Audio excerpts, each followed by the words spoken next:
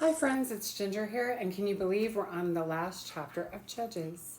So last week was chapter 20, and the tribes of Israel pretty much went to civil war with the tribe of Benjamin over the issue of the concubine of that man who was traveling, and she was killed and cut in pieces. So anyway, yeah. So they killed many, many members of the tribe of Benjamin.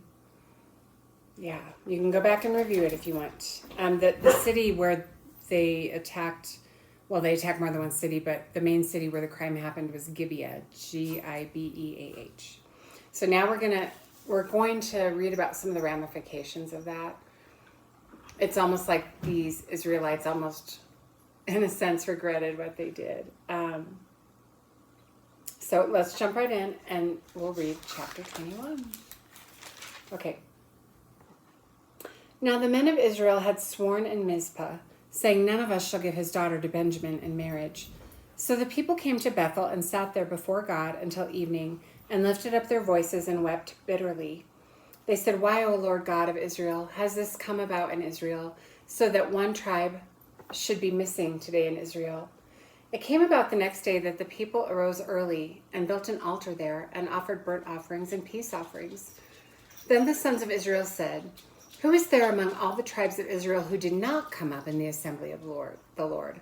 For they had taken a great oath concerning him who did not come up to the Lord at Mizpah, saying, he shall surely be put to death."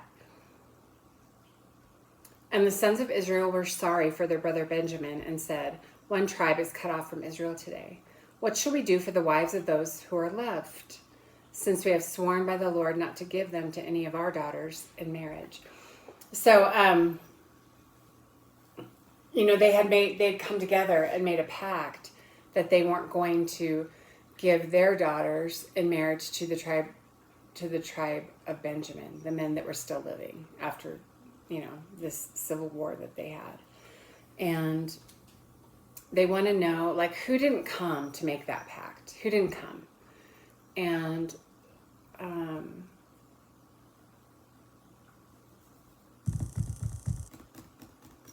yeah.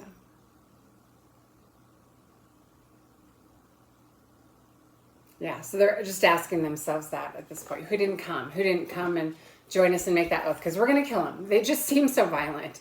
They're going to kill anybody who doesn't do what they want. Okay, let's keep going. This is the problem they created. It seemed like the Lord was okay with them fighting against Benjamin, but it was a bloodbath. And Benjamin could have avoided it if they had just turned over the perpetrators, but they were protecting the perpetrators. Now, the only city that didn't come to Mizpah to make that oath with them about not marrying into the tribe of Benjamin, it was a town called Jabesh Gilead. Let me show you where it is. It's not actually written on this map, but I know where it is, sort of. So here's Israel again. This is in the tribe of West Manasseh, right? Yeah. And there's a town called, where's it at? When I'm looking at it backwards, it's a little harder. Oh, I'm sorry, it's East Manasseh, not West. So here's the town of Gilead. It's above that. The town where, that had people in it that did not come to make an oath. They were in that city called Jabesh Gilead, and it's up here somewhere. Okay. So verse 8. And they said, What one is there of the tribes of Israel who did not come up to the Lord at Mizpah? And behold, no one had come to the camp from Jabesh Gilead to the assembly. They're calling it a camp. I don't really know the significance of that. For when the people were numbered, behold, not one of the inhabitants of Jabesh Gilead was there. And the congregation sent 12,000 of the valiant warriors there and commanded them, saying, "Go and strike the inhabitants of Jabesh Gilead with the edge of the sword, with the women and the little ones." So they're going to kill even the women and the little ones. sons of this tribe of Jabesh Gilead. This is the thing that you shall do. You shall utterly destroy every man and woman who has lain with a man. So the only people they're not going to kill are virgins, virgin women. And they found among the inhabitants of Jabesh Gilead 400 young virgins who had not known a man by lying with him. And they brought them to the camp at Shiloh, which is in the land of Canaan. Shiloh is where the temple is, or the tabernacle. It's where the tabernacle is. So let me see if I can find it. Shiloh's way down in the country of Ephraim, or the territory of Ephraim. It's right there. So they kill a bunch of people, tons of people. It just seems a little much. It's almost like they're trying to fix their own problem. They're not seeking the Lord's wisdom about this, but they kill everybody else, and they secure 400 virgins to bring back to the tribe members of Benjamin, because these people did not take an oath. The ones from Jabesh Gilead, they didn't take that oath. And so they didn't agree to never marry into Jabesh Gilead. And besides that, the daughters aren't being given in marriage by their fathers. They're being stolen from the community. So it's different because they're not being handed over. They're being kidnapped, basically. Okay, let me read 12 again. And they found among the inhabitants of Jabesh Gilead 400 young virgins who had not known a man by lying with him. And they brought them back to the camp at Shiloh, which is in the land of Canaan. I want to read my notes right quick. Sorry.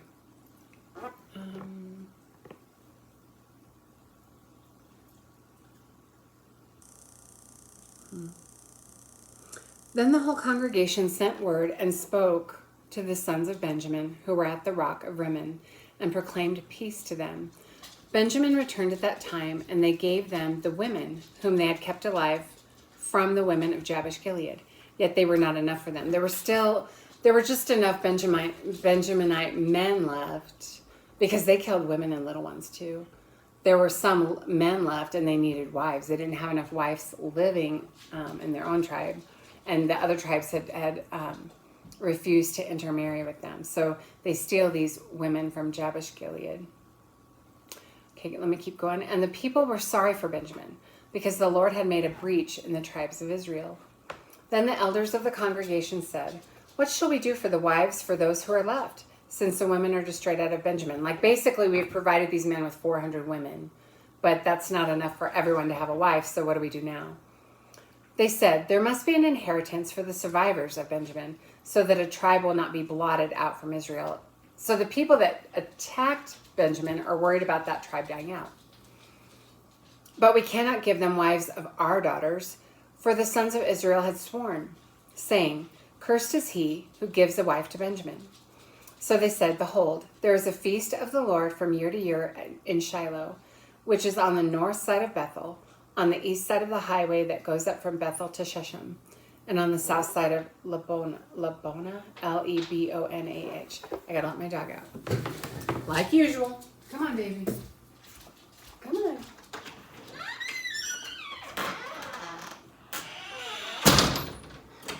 Okay, got him. Okay, so this feast of the Lord, it doesn't say what it is. One thing I read said they thought it might be Passover, but most of the stuff I read, people who were talking about this, they speculate that it's the Feast of Tabernacles that was going on, and that went on every year in Shiloh. So here's Shiloh again in Ephraim, right there. So there's a religious festival going on there.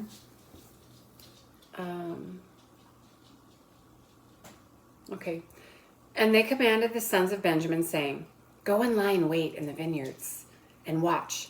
And behold, if the daughters of Shiloh come out to take part in the dances, then you shall come out of the vineyards, and each of you shall catch his wife from the daughters of Shiloh and go to the land of Benjamin." Basically, this religious festival, maybe the Feast of Tabernacles, going on in Shiloh, which is where the tabernacle was and the Ark of the Covenant.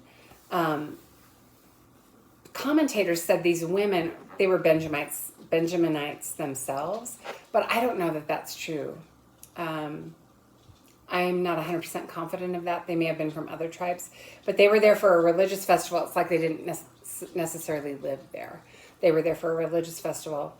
And the fathers didn't give these daughters. If the fathers had made a vow to not give daughters to Benjamin, it didn't really matter because the women weren't being given.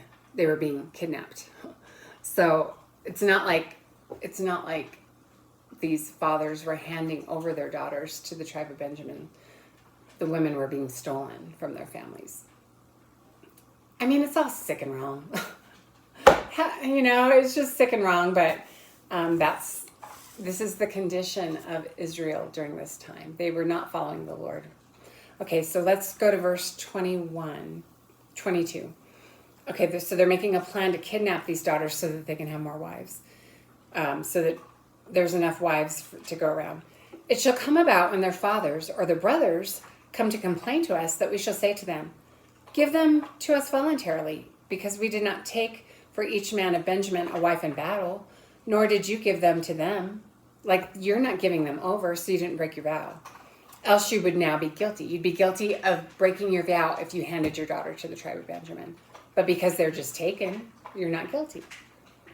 The sons of Benjamin did so, and took wives according to their number from those who danced, whom they carried away. There's a lot of dancing going on among the women, I guess. And they went and returned to their inheritance and rebuilt the cities and lived in them. So they're rebuilding their tribe now. They take these women back. The sons of Israel departed from there at that time, every man to his tribe and family, and each one of them who went out from there to his inheritance. So everybody goes home.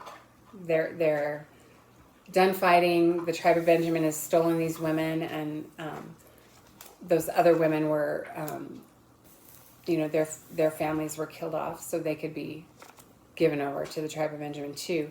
And the last verse sums it all up, doesn't it? It says, in those days, there was no king in Israel. Everyone did what was right in his own eyes. They didn't do what was right. They did what was right in their own eyes. They were very twisted. They had weird ideas. And I wonder how much of it was from ignorance, because they didn't study the scriptures that they had, and they didn't, they did what was right in their own eyes. And, people do that today. They do what's right in their own eyes. Unless people are studying the scriptures, they may not know what is right. Sometimes they may, but they may not always know what is right. That's why it's important to study. Now, I think what I'll do is, we've done Judges. Love that.